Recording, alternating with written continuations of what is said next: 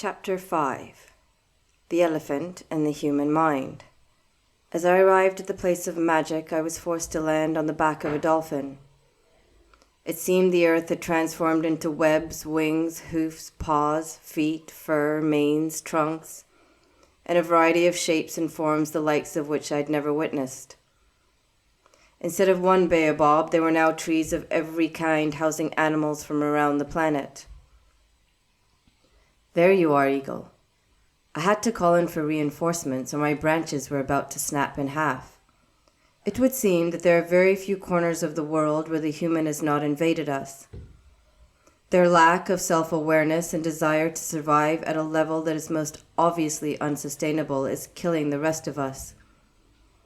They seem to believe that to survive and find happiness, they need 2 cars, 2 TVs, 2 mobile phones, closets of clothes, racks of shoes, 3 massive meals a day, marble countertops, fridges that speak to them, and lights everywhere.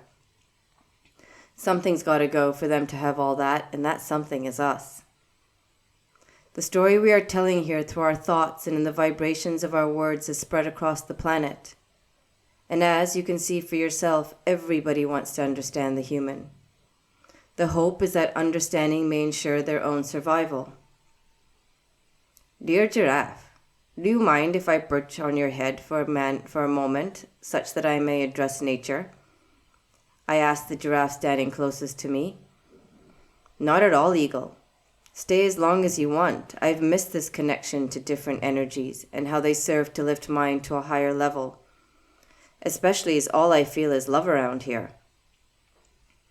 I lifted my wings, flew onto elegant giraffe's head, faced the cacophony of magnificent colors that pleased my vision, and then whistled. The quietness spread like a wave as everyone settled into their places after having spent the last hour establishing energetic connections.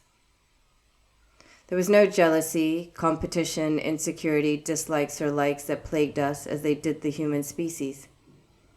No, every being that was here had eaten, slept, or procreated before they arrived, and therefore engaged in what was left over: love.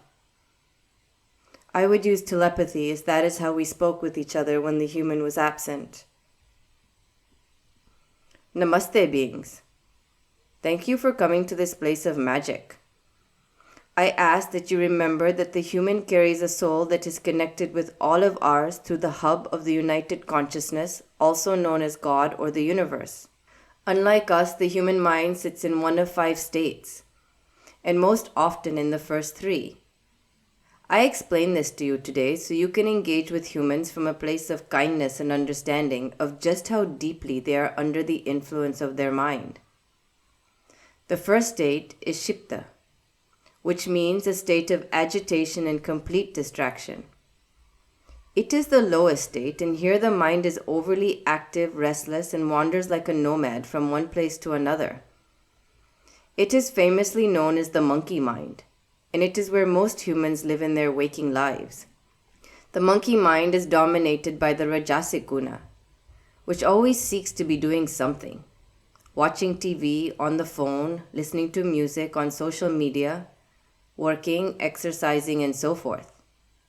It is in this state that the human is at the mercy of their thoughts and emotions, with a complete lack of awareness of their behaviors. For these humans, meditation is a battle, and access to self-awareness an impossibility. Then there is the second state, Muda, the dull, lethargic mind that feels as if it is heavy as a bowling ball and very forgetful, a little like a donkey.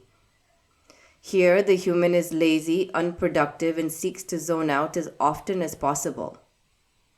Although more settled than the first state, it still allows the mind to control the human rather than the other way around.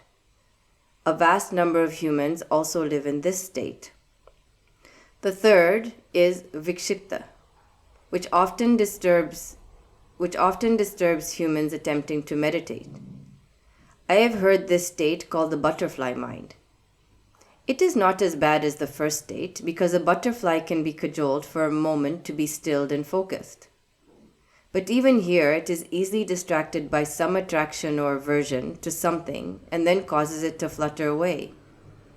Here, the sattva guna, the guna of calmness, begins to move into dominance. In this state, the human mind can easily be trained, and it is in this state I believe our human Kori's mind sits in.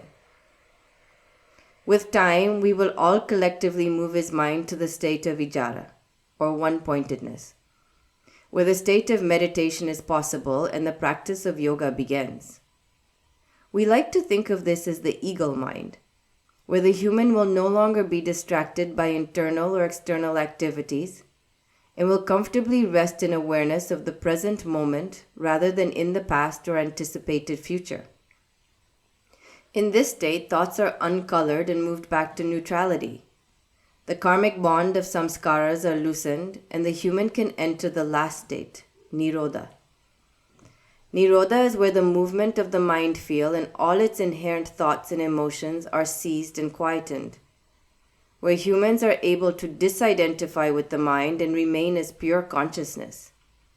It is like the earth below the oceanic mind, from which all rises, but which is not identified or attached with, that arises from it. In the present world, humans' experience of their reality rises from their mind, from the mental. Mind is an agent of Prakriti, and therefore of nature. It is one of the most subtle parts of it. So be kind to humans. They are enslaved by their mind and know nothing different. Their soul has been covered with more layers of ignorance than the largest onion on the planet. We are lucky that we have this human to speak with. He is open and seeks change and his true purpose. But just as important, he is deeply religious and part of the largest growing church and part of the human world. That he is taking this journey with us will show all humans that yoga offends no one and can be embraced by all of humanity. For really, who does not want to live a life from a place of enlightened joy and peace? Just then, a flock of parrots that looked like a rainbow flying across the sky called out the arrival of the human. I bowed to nature and then launched off Giraffe's head, expressing my gratitude for his patience and steadiness, then flew towards the human. My heart was beating so loud I was sure he could hear me before he saw me. As I approached him, I saw him lift his head. A smile burst forth as he waved to me. I landed gently on his shoulder and stuttered in nervousness. "Hello, Curry. How wonderful it is to connect with you again." He reached up, stroked my wings, and blushed slightly as he did. "It is nice to see you, Eagle. You have haunted my dreams." I laughed so loud that I fell off his shoulder and landed in front of him. He stopped abruptly before he fell on top of me, although that might not have been such a bad thing. "I hope in a good way. Do I still come to you as an eagle, or have you moved past the physical and into my formless soul?" "No, still the physical, which is why I said haunted," he said, still blushing. He was beginning to look like a rose with 2 arms, 2 legs, and solid muscle. "Let's not touch that one, shall we? Come, let's go. The orchestra of nature awaits you, and Sun would like to greet you before it takes leave." We ambled along in silence as I gently moved him into the present. With each step, he shed his roles as lawman, religious man, father, jiu-jitsu teacher. Thus, when he stepped into the cove, he arrived as just Kori. I knew as we rounded the bend and dropped into the cove that it would take him a moment to adjust to the forest that arrived over the weeks and all the beings from across the world. He was so absorbed in me that he did not hear all the chattering. As he rounded the bend, the chattering stopped and his mouth fell open. His feet got stuck in shock. Mouth still open, he turned to me speechless. I have to say I kind of liked him in that state. "Yes, Kori. Yoga is magic. Once the planet looked like this, where we were the majority and life was present everywhere in all its energetic forms. There was diversity of form and color everywhere, and you humans were once a part of that as well. There were no concrete jungles, no trash floating around everywhere, no cars, no pollution. There was just this vibrancy." "Hello, Kori," bellowed Baobab. "It is nice of you to return." "It is amazing, is it not? Take a moment and drop out of your mind and into your body. Just feel the change in your emotional state from your world and into ours, which really is your world as well. For a moment, Corey closed his eyes and absorbed all the sounds, movements, and energy that hugged and held him. He felt the loosening of knots that had blocked his channels, making him feel heavy at work and in his life. He felt space opening in him and a lightness that had eluded him for much of the week. With each exhale, he felt fear, anxiety, and stress exiting his being. With each inhale, he felt lighter, cleaner, happier. Although he was a minority, he did not feel it. He felt a part of something much bigger than himself. He slowly opened his eyes, brought his hands to his heart, and said, "Namaste, my friends. Thank you for welcoming me back. I am deeply grateful." With that, every living being in the massive cove began their salutations. Some moved through them, some sat in stillness, others stood on their head or on their shoulders. But by the end, they all came into stillness. With their hands over their hearts without needing to be cued, they all inhaled and began their Om. It was an Om filled with knowledge, an Om that dropped all their differences and united them as one in the silence that rose from the sound. It was magnificent. When they were done, the largest elephant I'd ever seen sauntered over to Corey and lifted him with his trunk onto his back. I, of course, needed no such assistance. "Hello, Corey," radiated Sun. "Today we move a little deeper into yoga. For today we will begin to explain the mind to you. By we, I mean the elephant on which you sit. Elephant here holds intelligence and an emotional depth from which any human would benefit, so we thought it only fitting that he tell you the story of the mind." Corey could only nod as we challenged all that he had learnt to be true. He'd believed for so long that reading papers, magazines, and textbooks and watching podcasts and YouTube increased his knowledge, without understanding that all he was doing was adding layer upon layer of ignorance over his knowledge. True knowledge, they were showing him, could only be obtained by going within, by turning into the self and then viewing all that was external to him from a place of knowledge and not ignorance. Because every experience of suffering and joy came not from the experience, but from the mind's interpretation of that experience. If the mind was filled with fear, negativity, hatred, and anxiety, then that is how the human would experience the world. The mind determines one's reality. But to understand all this, the human required knowledge of the self, and it was not a knowledge that could be acquired in schools or universities. The deep rumbling voice of Elephant brought me out of my contemplation and back into the present. "Let us begin, shall we? In the yogic tradition, the mind is not the brain. Instead, the mind is made up of 4 parts or functions. In the Upanishads, one of the oldest texts known to humans, the mind is described as 4 spokes of a wheel. The never-moving center hub is the self, the soul, around which the mind seems to rotate. When the human is connected to the self, it uses the mind to manifest itself as well as to purify the soul and then bend nature to its will rather than the other way around. Only in a pure, controlled mind can the soul see itself in the clear reflection of the mind. When the human remains unconnected to their true self because the mind is foggy with illusions and colored impressions, it operates almost independently of the self. The mind, Corey, is impressive. It can either be the entity that saves you or tries to kill you. The first spoke of the mind is Chitta, which at its simplest level is the unconscious storehouse of all impressions, samskaras, cognitions, perceptions, and memories. It can be likened to the subconscious and the pure unconscious layer, the bed of the ocean and the body of water above it, the M and the U in Om. Some may go so as far to say that it is aided and abetted by the hippocampus in the brain, the hard drive that stores all that enters the human senses, and the amygdala, which plays a pivotal role in tagging emotional experiences such that they be remembered or triggered in the future. Unlike the brain, however, Chitta permeates every cell in the body in every living being. Chitta is the storehouse filled with everything that has been imported into you from birth, as well as from your ancestors and your soul's former incarnations. Your soul, your pure individual consciousness, carries all the information and history from its journeys before it entered the human form.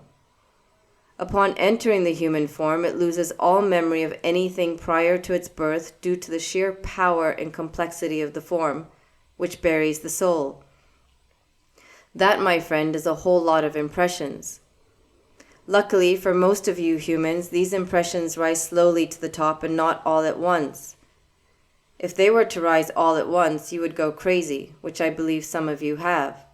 Chitta is forever moving, therefore impressions are constantly rising out of Chitta into the unconscious and from there into the conscious waking mind. These wave-like movements at the surface of the mind are called vitris. Sometimes these impressions are triggered by something external to you, and sometimes it is just the constant movement of Chitta that gives rise to them. You still with me, Corey? Yes, I am. And it makes so much sense why I'm constantly battling all the experiences that happened to me in my marriage, even though the marriage disappeared a long time ago, Corey spoke, with the emotions of both awareness and sadness. Don't worry, I whispered to him. In time, you will understand how to detach and destroy those trees born of seeds that keep trying to strangle you. As we spoke, Elephant walked over to Ocean and lay his trunk out. Ocean, would you mind if I cooled my body down with some of the water? No, please, help yourself. My water is meant to sustain life, but not to be taken advantage of or filled with trash. Much better, trumpeted Elephant, as he slowly moved back into the trees. Where was I? Yes, the mind. Flying above the mind, which we have visualized as an ocean, are the manas. Let's call them birds, that the impressions call upon to pick them up and satisfy them. They do this by taking them out into the external world or bringing something from the external into the internal. These birds take the thoughts and impressions and then use the 10 senses to satisfy or fulfill them. These senses include smelling, seeing, touching, hearing, tasting, speaking, movement, gasping, eliminating, and procreating. And these birds, the manas, are not guided by a thinking brain. You could almost say they are reactive. In addition to this, they sit in constant doubt, forever questioning and arguing without the ability to decide, judge, or discriminate. Should I do this? Should I not? These birds, the manas, that carry out the fulfillment of desires, impressions, and thoughts are not decisive birds. Manas are made up of a multitude of layers and are present across the entire body and every cell. Every cell in your human body has a phenomenal memory, just like ours, chuckled Elephant as he nearly rolled Corey off his back. Not just of this life, but of the millions of years that your consciousness has roamed the universe in various forms, as well as from all your ancestors. In every cell there is memory and intelligence, but not intellect. Intellect is reserved for buddhi, the third function of the mind. Buddhi is the spoke whose job it is to make informed decisions. Think of it as the sky above the oceanic mind. In the Western human world, some would liken it to the frontal cortex, the thinking analytical part of the brain. It is the buddhi that the human must train to view what rises in the mind and decide clearly and logically what to do with it. When the buddhi is colored from being too tired or stressed, the manas will dominate and tend to follow the desire of the impressions reactively and indecisively. Now the fourth function of the mind is amkara, known to you as the ego.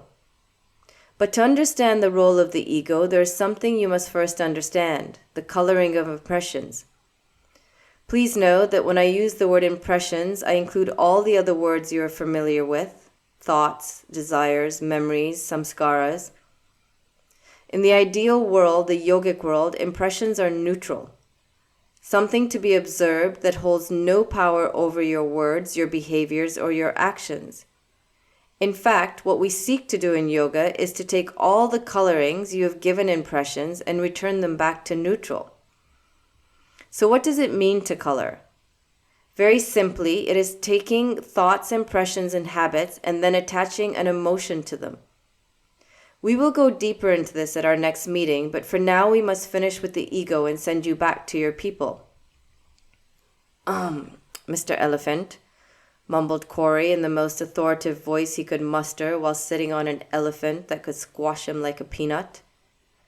Before you go on, would you mind if I sat under the tree for a moment? Your back is beautiful, but my human bottom was not built for such a skeletal structure, and my back is asking for some reprieve. At this, Earth shook. You need yoga asanas, Corey, to build resilience in your body. You should see some of the things we need to sit on for hours and hours. Some of us don't even have paddings like many of you humans. Elephant, go ahead and bring Corey down and let him sit on me for a while and lean his back against Baobab. Elephant chuckled as he gently lay Corey on the ground. Then he decided he too needed a rest, so he lay down beside him. If I did not know better, Elephant was enjoying the proximity to a human without a gun or a camera. As he slowly lay his massive body down beside Corey, he lifted his trunk and laid against Corey's leg. A lesser eagle would have been jealous. I giggled to myself, imagining this is what a human would say, but alas, we loved without attachment. Corey was about to learn just how harmful attachment really was.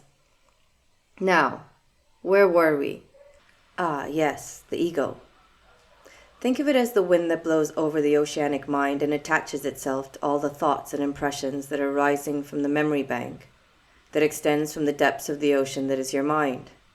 The ego attaches itself to these impressions that are rippling across the oceanic mind, seeking satisfaction of some sort, and then falsely identifies itself with them.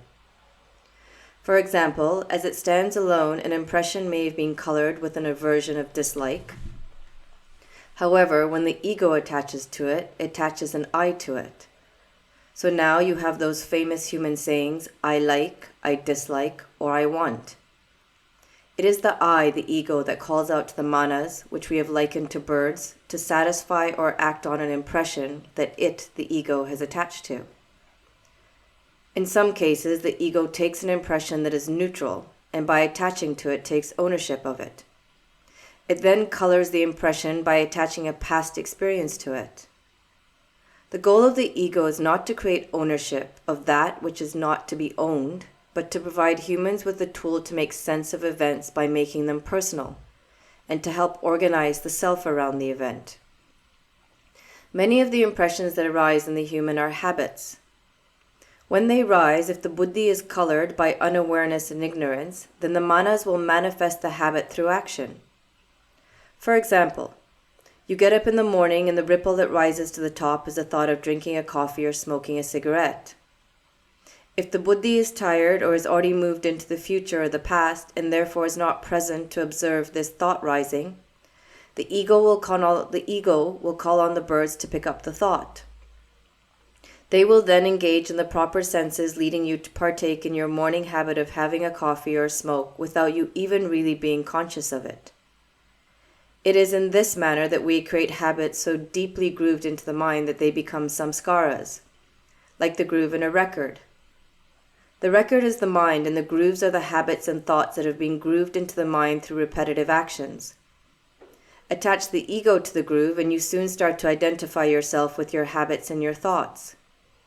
Then before you know it, when asked who you are, your answers begin to sound like this. I am a smoker, I am a runner, I'm a surfer, a lawman, a Mormon, I like Diet Coke, ice cream. Well, you get the drift.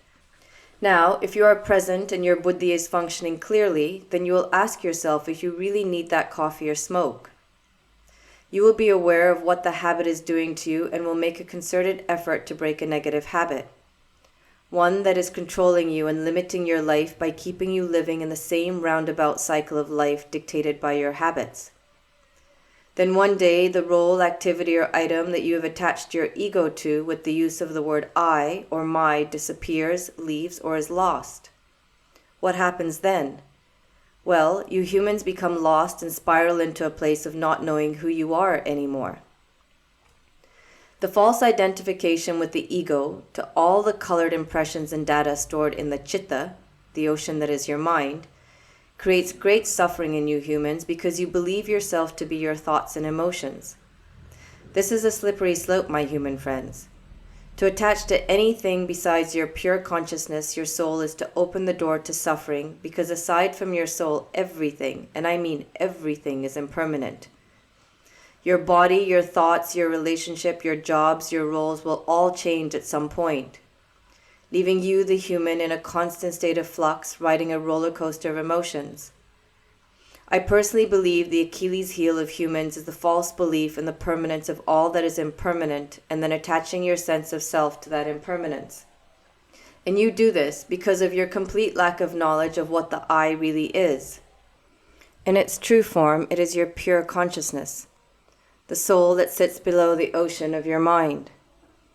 It is a bright light that seeks to shine through all the layers and reconnect to the universal consciousness of which it is a part of, such that it may lead a life from the knowledge of the universe rather than the insanity of all that is held in the mind. The true I is needed to create the willpower to say, I can change my life. I can quieten the mind. I can see I am not my mind, and so forth. But for most humans, the I is lost in its attachment to the mind. Now, this may be okay for a while if the impressions the ego attaches to are positive, good, and kind. But alas, they tend not to be. I see our time is up for today, Corey, so I shall end with a summary of all that I have spoken about today. All that sits in chitta, which permeates every cell in your body and stores all impressions, seek to be satisfied by the manas. This happens when they rise from the subconscious to the unconscious and into the waking conscious state. Here they are acted upon by the manas through the 10 senses and colored by amkara, the ego. If the buddhi is active, then intellect kicks in and tries to discern the best action to take with an impression and or thought, thus creating a response. If the human is lacking in rest, sleep, proper diet, poor exercise, and bathed in stress, thus clouding the buddhi, then the manas will create a reaction. This in turn will give rise to an ever-fluctuating false sense of self, where you think you are just a collection of habits, other people's thoughts you have taken on as your own, illusions and false truths, because when not controlled, witnessed, and neutralized, the mind controls the human, not the other way around, and the true self remains buried. I believe it is time for us to end the story, dropped Leopard from the tree to lay on the other side of the human, causing me to fly up onto the tree. How are you, human? Asked Leopard, as he took out his tongue and gave Corey an enormous licking kiss that basically swallowed his face and left it dripping. I am sorry. I have always wanted to do that, but as you know, I would most likely get shot for kissing a human. Corey wiped his face with his sleeve and, grinning like a schoolboy who had experienced his first kiss, said, It's okay. It was actually better than a lot of kisses I have had. And yours came with no expectations or demands, so thank you, I think. Corey slowly made his way to standing and looked up at me. He did not have to say it. I knew he was asking me to fly him back to his world. He placed the palms of his hands together, touching his heart, and slightly bowed his head. As he did, all of nature did the same. Elephant rose, and this is what he said to all of us, but mostly to the human. May you be well. May you remember the source of your happiness lies within you. May you acknowledge that you are not your mind or any of your organs, and may you move through your life with awareness and break old habits by creating new ones that are based on love, kindness, and compassion. And may you remember to start every day from a place of self-love, such that that love may grow and spread to all living things and beings in the universe. With that, he and every elephant in the cove raised their trunks and on the exhale released the most powerful Om. It resonated through every cell that was gathered around us, and for a moment in the silence that followed the Om, we all became one again. I could see Corey's love well up in his eyes as a tear of emotion gently rolled down his cheek, and he reluctantly turned to walk away. I could tell it was becoming harder and harder for him to leave. We began in silence, and when he was ready, I asked him if he was okay. It's okay, Corey. You can tell me anything. I know that your past relationship filled you with mistrust of love and the burden of feeling unworthy of love and fear of speaking your truth. It is hard to speak a truth if you don't know who you are and if you've defined yourself according to the thoughts and behaviors of others towards you. When you truly connect with your pure self within you, the fear will dissipate because you will have connected to love. No one and nothing will ever be able to rob that from you again, as the love you hold for yourself will not allow it. I know this may seem odd, but I have a feathered heart full of love for you. It is a pure love that asks for nothing but for you to receive it without fear. Yes, I too will fly away one day. These visits will stop, the world around you will change, the impermanence of all will continue, but the love that sits in our soul will remain. Because it is not a love from the mind or the body. These too are in a constant state of change. It is a love that arises from my soul, and when the ego dissolves, that love will come from the universal consciousness where no dualities exist. He walked on in silence, and I allowed him, for I could hear him process my thoughts and feel their power. When we came to the place where duality emerged and we separated, he turned to me. Thank you. I know you understand that this is hard for my mind to process. My habits are deep as they are wide and rule how I interact with life and love. I ask you to be patient with me. Only now am I beginning to see that this is a long journey and one that takes effort and work. But please know I want to take the path to awareness of my true self, such that I too may love you from a place from beyond our forms. I've never met anyone quite like you. You radiate light and love to all those that cross your path, and you have trusted me with this story of yoga, and I am deeply grateful. As am I. He moved slowly towards me and then bent down and kissed the side of my beak. For a moment, I could hear nothing but the beating of my heart in my ears, could see nothing but light, and my physical form erupted into energy that sought to be liberated. When my sight returned, I could see him looking down at me with a smile that told me all I needed to know. Yoga had begun to work its magic. There was no more need for conversation. We had each turned toward our destination, and we waited for the next moon to arrive.